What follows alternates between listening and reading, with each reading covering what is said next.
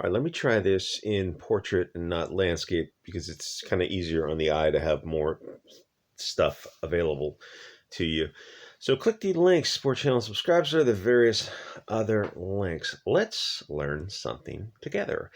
The real reasons the U.S. fights so many wars. Part 1. I'm sure you've heard the phrase, all wars are bankers' wars, debt slaves, debt slavery, or the Rothschilds, those sort of things. So let's go into starting with wars in the Middle East. And to grasp that requires a history lesson on World War II a bit. So towards the end of World War II, when it became apparent the Allies were going to win, the major economic powers had a meeting at Bretton Woods, which is a luxury resort, in 1944, and laid out the Bretton Woods Agreement for International Finance. The British pound lost its position as the world's reserve currency. The pound was replaced by the US dollar. Research suggests this is how Roosevelt was enticed into helping enable the attack at Pearl Harbor and bringing the US into the war. Without the economic advantage of being the world's reserve currency, Britain was forced to nationalize the Bank of England in 46. Bretton Woods was ratified in 45, in addition to making the dollar the reserve and global trade currency. It obliged signatory nations to tie their currencies to the dollar. The nations which ratified it did so on two conditions. The Federal Reserve would not overprint the dollar to loot real products from other nations. That's key because dollar is a piece of paper. It has to mean something. There's more on that, but there could be more on all this stuff. So the US dollar would always be convertible for gold at the rate of $35 an ounce. Federal Reserve being a private bank, though, many people are confused by that because it has the word federal in it. Well, it's a reserve for the Fed, but perhaps a bit disingenuous on purpose, not answerable to the federal government. They did overprint paper. They print pieces of paper and they say it has value, which is, the concept is difficult because if it's tied to a tangible asset such as gold, it doesn't make sense. It's tied to something. You can't overprint it, but overprint it they did, which is far more than the value of the gold they held in reserve. Much of the perceived prosperity of the 50s and 60s was a result of foreign nations to accept the paper notes as being worth gold at 35 an ounce. Then, and keep in mind gold, the price of gold today per ounce, or per 28 grams if you're overseas. Then in 1970, France decided they had far too many pieces of paper just sitting in their vaults for which real goods like wine and cheese have been traded, and notified the U.S. they wish to exercise their rights and exchange their notes for gold at 35 an ounce. Of course, because of Rothschilds' fractional reserve banking policy, the U.S. had nowhere near enough gold to redeem the paper notes. So in 71, Nixon panicked, and there's a fascinating history of Nixon and where Hillary Clinton crossed paths with him, and temporarily suspended the gold convertibility of the U.S. Federal Reserve notes.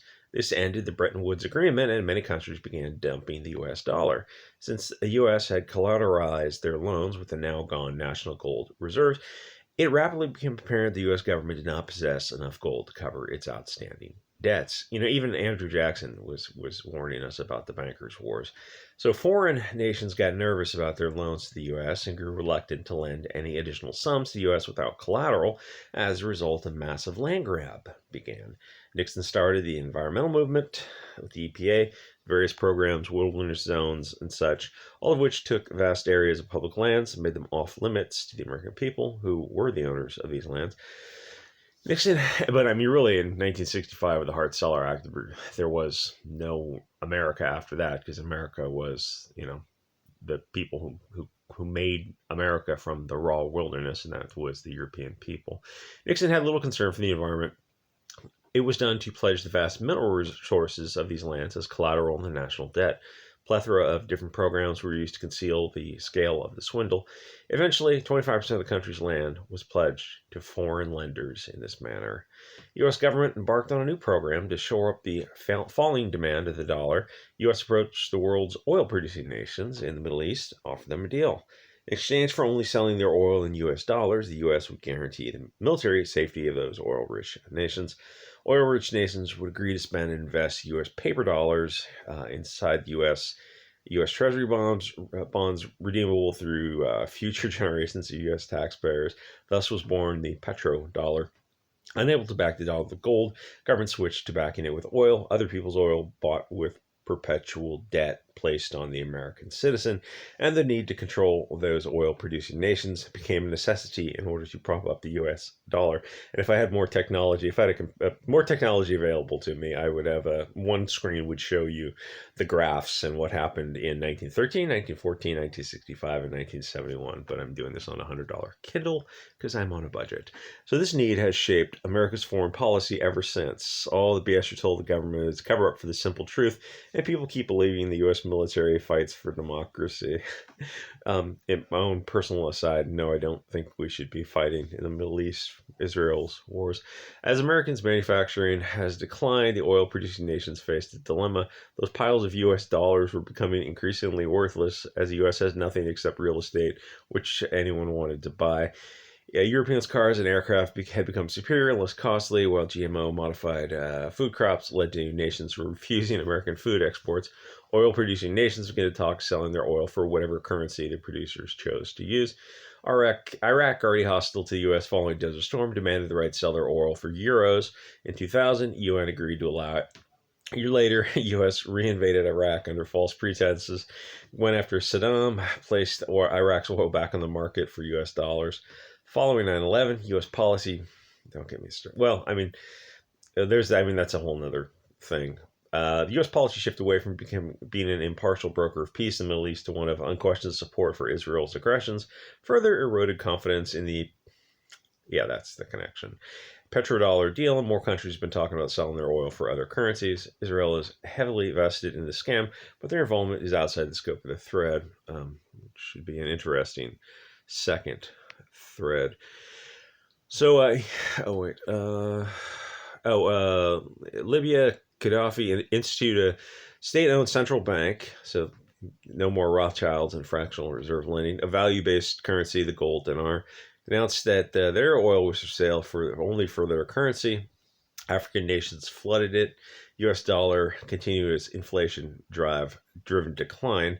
This move severely threatened the global power of the U.S. dollar. French president called Libya a threat for having their own bank, for running their own bank in their own country. So the U.S. invaded Libya, murdered him, imposed another Rothschilds bank, central bank, and returned Libyan oil sales back to the U.S. dollar. The gold that was to be made into the dinars mysteriously vanished, i.e. it went into the Rothschilds' pockets. According to the master plan for the dollarification of the world's oil included 7 targets: Iraq, Syria, Lebanon, etc. Venezuela popped up later as number 8 when it attempted to sell its oil to China for the yuan. What's most notable about these 7 original nations is that none of them were members of the Bank of International Settlements in Switzerland, which is to say they're not Rothschilds controlled. Is North Korea in there? I don't think it's... Anyway, Iran continued to be in their sights as they still have an independent central bank and sell their oil for whatever currency they chose to. The war agenda is the same: to force Iran to sell its oil in dollars and install a Rothschilds central bank. It's important to know Afghanistan is a special case. Opium and lithium were the, I guess they make heroin out of that. And I think they make other things out of that too. Were the main draw for the 20-year war, but the banksters were after their metals and fuels. As a side note, think about it, this all explains why massive oil reserves. America has never achieved oil independence and never will as long as the U.S. dollar has reserve currency status. Propping up the dollar is a much higher priority. The banksters care not much of the tax cattle's allowances or eating up by high-priced gas and other petroleum products. Now you can explain to your friends why Biden shut down the Keystone Pipeline. Back in 2012, German government asked for the return of some of their gold from the Bank of France. France said it could take up to 5 years to return it. Shortly after that, France invaded the country of Mali, whom just happens to be one of the world's largest gold producers. And, ultimately, when it comes down to it, gold has some use as a material for its, properties. But it's like you can't eat gold. The use of it as as for jewelry or as industry, because of its malleable and such a things. It's like ultimately it's still just a dense metal that's pretty and shiny. You can't eat it, is what it comes down to. Farmers feed nations. So anyway, if you remember hearing about this invasion, it was under the guise of the war on terror, at which, thank gosh, we had 911. to really get everyone amped up on the.